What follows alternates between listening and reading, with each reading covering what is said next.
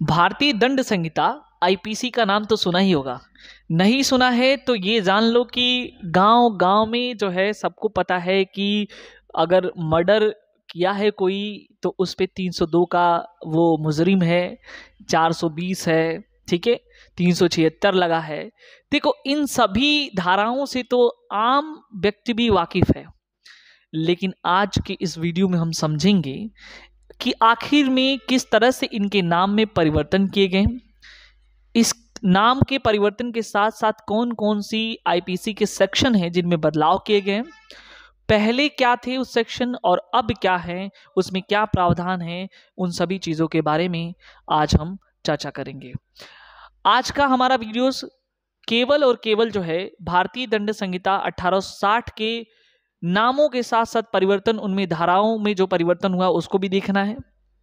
और जो है अभी फिलहाल के टाइम में जो है ये कानून बन करके आप सभी लोगों के पास तो आ ही गया होगा।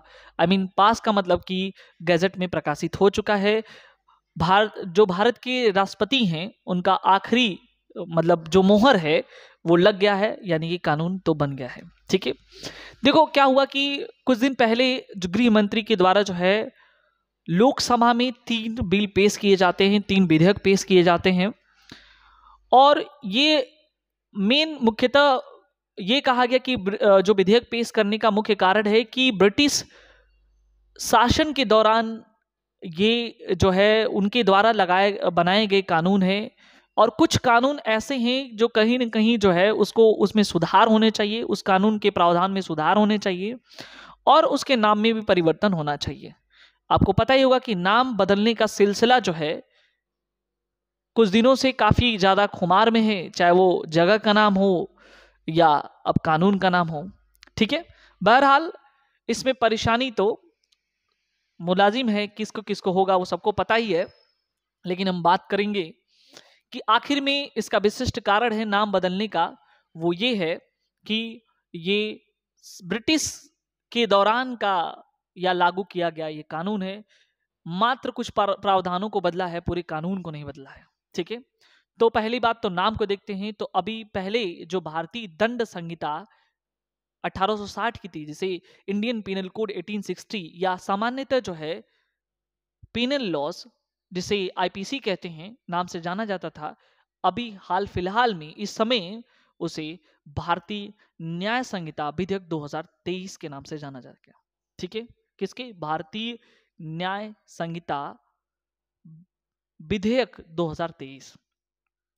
ठीक है, ये याद रखना। अब दूसरा जो कानून है जिसे हम CrPC code of criminal procedure जो कि 1973 का है, यानी कि दंड प्रक्रिया संहिता 1973 का, वो आज के टाइम में किस नाम से जाना जाएगा? तो दंड प्रक्रिया संहिता न करके जो है उसे भारतीय नागरिक सुरक्षा संहिता 2023 कहा गया। और जो 1872 का भारतीय साक्ष्य अधिनियम था, इंडियन एविडेंस एक्ट 1872, वो आज के टाइम में भारतीय साक्ष्य विधेयक 2023 के नाम से जाना जा रहा है। तो हमने देखा कि ये 3 जो मेजर जो एक्ट हैं, जो किसी भी अपराध के कमिट होने से लेकर के और उसके एक्विटल, यानी कि जो है वो दोषी है कि नहीं है, या अगर है तो उसको सजा दी जाए और दोषी अगर नहीं है तो वो छूट जाता है। ठीक है, कन्विक्ट किया जाए कि एक्विट किया जाए, वहां तक ये तीनों प्रावधानों का जो है एक महत्वपूर्ण जो है योगदान है। और इन तीनों में जो है क्या क्या संशोधन किए, उन सारे सेक्शन को जो है एक ही वीडियो में तो कवर नहीं होगा, तो केवल हम आज जो है भारतीय जो दंड संहिता 1860 का था, अब आज के टाइम में जो भारतीय न्याय संहिता विधेयक 2023 है उसको हम जानेंगे, उसके पृष्ठभूमि को देखेंगे और उनमें होने वाले जो आज के टाइम में जो परिवर्तन हुए हैं उन धाराओं को देखेंगे। तो सबसे पहले एक बात बता दें हम आपको कि जो भारतीय दंड संहिता 1860 थी, ठीक है, वो वर्ष 1833 के चार्टर अधिनियम, ठीक है, वर्ष 1833 का जो चार्टर एक्ट था,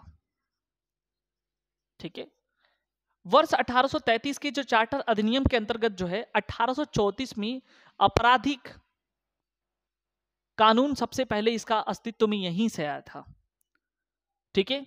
यानी कि 1834 में स्थापित जो पहले कानून आयोग थे, ठीक है, उनके अनुरूप वर्ष 1860 में ही तैयार कर दिया गया। यानी कि इन सभी को, यानी कि इसमें जो आयोग था 1834 का चार्टर एक्ट का, वही उसी के अनुरूप जो है 1860 में जो है इस मसौदे को तैयार किया गया था।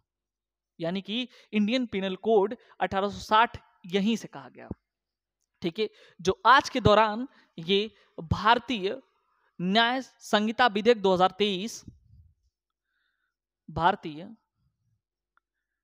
न्याय संहिता विधेयक 2023 के नाम से जाना जा रहा है, ठीक है। अब हम देखेंगे कि जो भारतीय जो न्याय संहिता विधेयक 2023 है, आखिर में उसको बनाने के पीछे क्या मंशा थी। मंशा का मतलब यह है कि आखिर में क्या वो चीज नहीं है जो 1860 के कानून में था। क्यों 1860 को जो कानून है भारतीय दंड संहिता बदल करके इसको ये किया गया, आखिर में कुछ तो विशेषता होगी। तो उन्हीं सभी विशेषताओं को हम देखेंगे, क्या फीचर्स है जो उसको इससे अलग करता है, ठीक है। तो सबसे पहला रीजन देखो क्या है इसमें। पहली बात तो देखो, पहला जो काम ये है, विशेषता पहली बात ये है इसकी कि मॉब लिंचिंग जैसी अपराध को जो है 1860 में कोई प्रावधान नहीं था, ठीक है। मॉब लिंचिंग क्या होता है?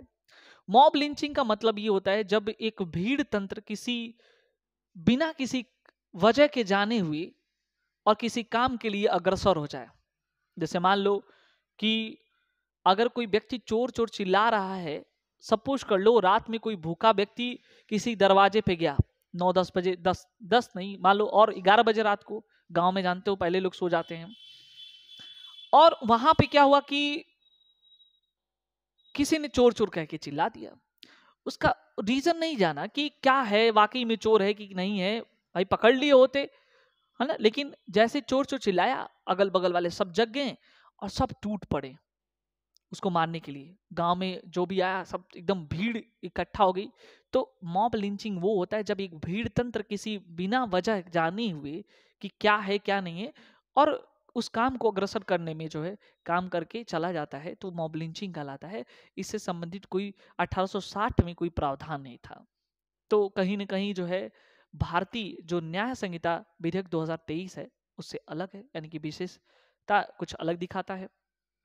यानी कि अब क्या है मॉब लिंचिंग से संबंधित, तो वहां पे हम बताएं कि अधिकतम प्रावधान इसमें मृत्युदंड का प्रावधान है। अब सोच लो, मॉब लिंचिंग का जो विशेष प्रावधान है यहाँ पे मृत्युदंड का प्रावधान रखा गया है, ठीक है। मॉब लिंचिंग की बहुत बड़ी समस्या थी। अब देखो दूसरी बात, उसके बाद जो है कुछ विशिष्ट अपराध हैं जिसके लिए जो है सजा का प्रावधान जो है सामुदायिक सेवा है।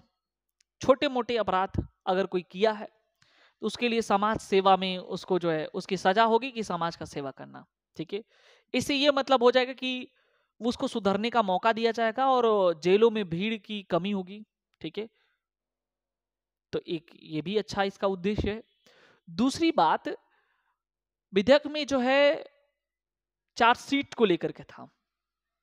चार्जशीट की जो दाखिल करने की अधिकतम अवधि है वो 180 दिन की सीमा तय की गई है, ठीक है।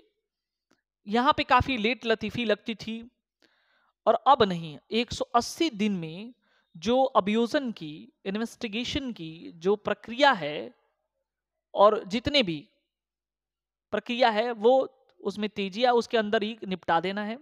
इससे ये होगा कि काफी जो देरी होती थी उसमें कमी आ जाएगी, ठीक है। उसके लिए 180 दिन का प्रावधान किया गया है। दूसरी बात, राजद्रोह संबंधित जो 124 ए, सेक्शन 124 ए आई थिंक, उसमें जो है राजद्रोह के बारे में बताया गया था पुरानी आईपीसी यानी 1860 में, उसका प्रावधान यहाँ पे निरस्त कर दिया गया है, यानी कि राजद्रोह के अपराध को निरस्त कर दिया गया है। और कौन सी विशेषता है इस विधेयक में? जो आतंकवाद के खिलाफ, अलगाववाद के खिलाफ या देश की संप्रभुता को चुनौती देने वाले ऐसे अपराध को ये परिभाषित करता है जो पहले के कानून में नहीं था। ठीक है, तो इस तरह से हम लोगों ने कुछ विशेषताओं को देखा कि क्या विशेषता है कि जो 1860 के कानून को जो है इससे अलग बनाता है। ठीक है, अब हम देखते हैं कि क्या परिवर्तन हुआ है, कौन सी आईपीसी की धाराएं जो है बदली गई हैं, उनकी जगह पे कौन सी जो है कोड नेम आया है। अब देखते हैं, सबसे पहले देखो कि जो आईपीसी का सेक्शन 302 था, 302, ठीक है, उसमें क्या हुआ कि इसमें जो है ध्यान से देखो कि यहां पे पहले जो क्या हुआ था, इसकी 302 ये पहले था। ठीक है, यानी कि 302 सेक्शन 302 जो है 1860 में किसको डिफाइन करता था? ये बताता हत्या के बारे में, यानी कि मर्डर के बारे में। ठीक है, लेकिन मर्डर के बारे में यानी कि दंड के बारे में परिभाषा तो 300 में था। अब देखो यहां पे अभी जो नया जो कानून है यानी कि भारतीय न्याय संहिता विधेयक 2023 में, इसमें जो है सेक्शन 106 में यही चीज बात आ गई है, यानी कि जो पहले 302 में हत्या के लिए दंड था वो अब 106 में आ गया है। ठीक है, तो ये भी याद करना है कि पहले किस में था और अभी किस वाले में है। ठीक है, उसके बाद देखो जो धोखाधड़ी से संबंधित चीजें थी, तो अधिकतर लोग कहते थे कि वो सेक्शन 420 है, 420 है, अधिकतर सुनने में आया कि वो 420 है। ठीक है, ये फेमस सेक्शन था 302, 420, 376। ठीक है, आज के टाइम में ये जो धोखाधड़ी से संबंधित जो केस है, फॉर्जरी से रिलेटेड, ये अभी 420 के जगह पे 316 हो गया है, यानी कि सेक्शन 416। ठीक है, यानी कि पुरानी जो दंड संहिता थी 1860 की, उसमें जो है धोखाधड़ी से संबंधित जो चीजें थी वो 420 में थी, सेक्शन 420। लेकिन आज के टाइम में 416 हो गई है, यानी कि अब आप 420 किसी को ना कहिएगा कि बहुत 420 ही है, क्योंकि 420 में है ही नहीं धोखाधड़ी। अब तो अब क्या कहेंगे? सॉरी, ये 416 नहीं, ये 316 होगा। ठीक है, तो अब आप 316 कहिएगा। ठीक है, तो हम लोगों ने देखा कि हत्या 302 अब किस में हो गया? 106 में। धोखाधड़ी जो कि 420 में था, अब नई जो संहिता भारतीय न्याय संहिता विधेयक 2023 में, उसका सेक्शन बदल के 316 हो गया है। ठीक है, उसके बाद देखो क्या है, भीड़ भाड़ और दंगा। अधिकतर आपने सुना होगा कि उसमें धारा 144 लग गई है, हंगामा हो गया। ठीक है, भीड़ भाड़ और हंगामा। ठीक है, भीड़ भाड़ यहां हम नीचे लिखते हैं। ठीक है, भीड़ भाड़ हो गया, भीड़ भाड़ हटाना है, वहां पे हंगामा हो रहा है, भीड़ भाड़ हंगामा के लिए जो है सेक्शन 144 लगता था आईपीसी का। तो क्या धारा 144 अभी है? नहीं है। अब इसके जगह पे 187 लगेगा, यानी कि इसको रिप्लेस किया सेक्शन 187। अब देखो इसको कैसे क्या करना है, इसको ध्यान से समझना है कि दोनों लर्न करना है हमको, खास करके उन स्टूडेंट को कि भाई जो एपीओ का, जुडिशरी का प्रिपरेशन कर रहे हो या नहीं तो वो प्रैक्टिस कर रहे हो, उनके लिए बहुत इंपॉर्टेंट है कि कौन सेक्शन कहाँ पे है। ठीक है, तो जो पहले 144 था अब किस किस में हो गया? सेक्शन 187 में। अब बताओ, दोनों लर्न हो जाएगा। अब देखो सेक्शन 121, धारा 121, सेक्शन 121 जो देश के खिलाफ अगर कोई व्यक्ति षड्यंत्र कर रहा है उसके लिए लागू होता था। ठीक है, देश के खिलाफ षड्यंत्र, देश के खिलाफ षड्यंत्र यानी कि कॉन्स्पिरेसी कर रहा है वो, भारत सरकार के खिलाफ जो कॉन्स्पिरेसी कर रहा है, तो वहां पे सेक्शन 121 लगता था। लेकिन अभी जो है, अभी फिलहाल के केस में वो 145 में चला गया, यानी कि इसको रिप्लेस किया सेक्शन 145। ठीक है, तो सेक्शन 145 में जो है यहां पे आ गया। देखो षड्यंत्र केवल 121 ए में बताया गया था, और देश के खिलाफ जो गतिविधियां हैं उसके लिए 121 ए था, अभी 146 में चला गया। एक बड़ा ही फेमस सेक्शन है जिसको हम लोग बोलते हैं मानहानि। ठीक है, डिफामेशन, डिफामेशन का आप लोगों ने देखा होगा कि जो है डिफामेशन का सेक्शन जो है पहले कहां से कहां तक था। डिफामेशन यानी कि मानहानि, तो हम लोग कहते थे कि 4 सेक्शन इसका। ठीक है, 499 से लेकर के 502 तक।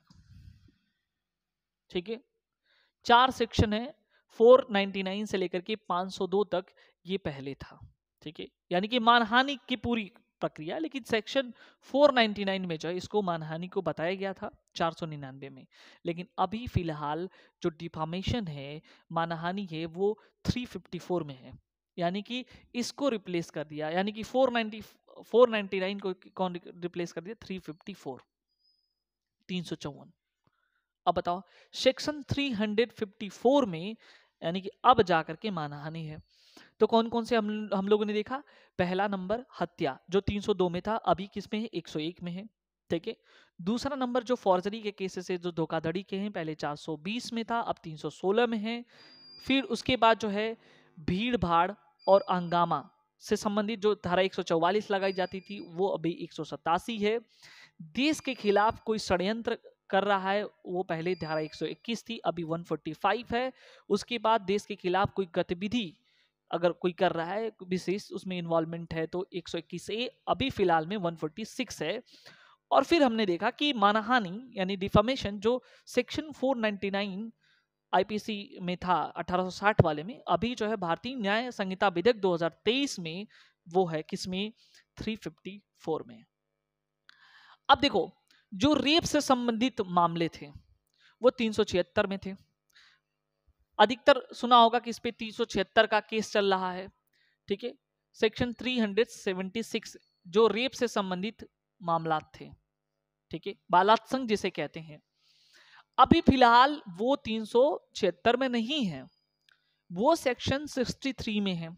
यानी रेप को डिफाइन किया गया किसमें, सेक्शन 63, यानी कि अब जो है ये यहां पे नहीं है, ये हो गया सेक्शन 63 में। क्या है, इसके बारे में बता रहा है कि किन किन चीजों को हम रेप कहेंगे। ठीक है, कितने तरीके से जो है इसमें आ सकते हैं। ठीक है, और उसके बाद सेक्शन 64 में, सेक्शन 64 में इसकी पनिशमेंट है, इसकी पनिशमेंट है। ठीक है, यानी कि सजा 64 में है। ठीक है, किस में है, यानी कि पहले किस में था, 376 में। अभी फिलहाल में जो रिप्लेस हुआ है सेक्शन 63 में जो है इसकी डेफिनेशन है, पनिशमेंट 64 में है।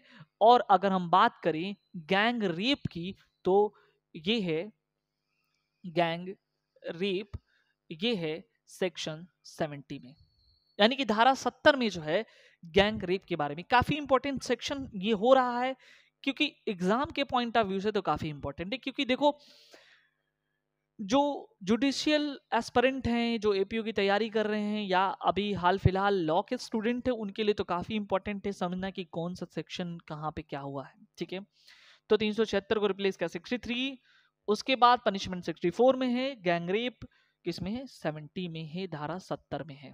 ठीक है, बताया।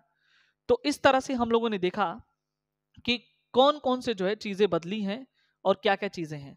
अब कुछ और जो इसमें सेक्शन बचा हुआ है उसको भी हम लोग देख लेते हैं कि और कौन सा सेक्शन है जो इसमें चेंज हुए हैं। ठीक है, अच्छा, इसमें जो राजद्रोह का कानून था धारा 124 ए, ठीक है, उसको उसमें कुछ बदलाव करके जो है उसको सेक्शन 150 में, सेक्शन 150 में रख दिया गया। ठीक है, उसके बाद जो है अगर मान लो कि कोई कहीं प्रोविजन है, कहीं चीजें निषेध की गई हैं, उसके बारे में उल्लंघन कोई कर रहा है, सेक्शन 188 बनाया गया था। ठीक है, उसके बाद बहुत सारे सेक्शन में चेंज हुए, उसमें नया सेक्शन जो है अलग से ये सेक्शन 188 बनाया गया, निषेध यानी प्रोहिबिटेड चीज़ों का उल्लंघन करना जो है उसके लिए सेक्शन 188 जोड़ा गया, यानी कि बदलाव नहीं, ये नया सेक्शन है। उसके बाद धरना प्रदर्शन करना, इसके लिए अलग सेक्शन लगाया गया। दंगा फसाद करना, इसके लिए अलग, यानी कि 147, 148, 149 में इन सभी चीज़ों को रखा गया। तो इस तरह से हम लोगों ने देखा कि कौन कौन से सेक्शन है। तो अभी ये इतने सारे सेक्शन हैं जो इम्पोर्टेंट हैं आपके लिए, जो एग्जाम के पॉइंट ऑफ व्यू से इम्पोर्टेंट है, चाहे आप किसी भी स्टेट ओरिएंटेड प्रिपरेशन कर रहे हो, क्योंकि और नहीं भी कर रहे हो तो एक आम नागरिक को भी ये जानना जरूरी है कि आखिर में कौन सी चीजें बदलाव हुई हैं अपने कानून में, भारतीय कानून में क्या बदलाव हुए हैं। ठीक है, तो भारतीय जो न्याय संहिता थी उसमें पुरानी जो संहिता 1860 की थी उसकी धाराओं में परिवर्तन किया गया और कुछ नई धाराएं इंक्लूड की गई। ये सब जो है बदलती हुई परिस्थितियों को देख करके किया गया। ठीक है, आखिर में कोई चीज कितना पुराना रह सकता है। ठीक है, तो समय के साथ परिवर्तन बहुत जरूरी है, क्योंकि अब तब की क्या समय थी और क्या चीजें थी, उस समय कानून उसके हिसाब से बनाया गया था। आज के टाइम में बहुत सारी ऐसे अपराध नए तरीके से निकल करके सामने आ रहे हैं, और तमाम तरह के साइबर क्राइम से लेकर के, और तो उन सभी चीज़ों को देखते हुए एक नया पहल जो है भारत सरकार के द्वारा किया गया है। ठीक है, तो अभी हम लोग आज के इस वीडियो में हमने देखा कि किस तरह से जो है भारतीय दंड संहिता की विशेषता थी और किस तरह से कुछ नया सेक्शन ऐड किया गया और रिप्लेसमेंट ऑफ सेक्शन देखें। तो नेक्स्ट वीडियो में हम फिर से जो है बात करेंगे कोड ऑफ क्रिमिनल प्रोसीजर और इंडियन एविडेंस एक्ट 1872 में जो कुछ चेंजेस हुए हैं उसके बारे में। यदि आप चैनल में नए व्यूअर्स हो तो सब्सक्राइब जरूर कर लें। मिलते हैं नेक्स्ट वीडियो में नेक्स्ट टॉपिक के साथ। Thank you so much.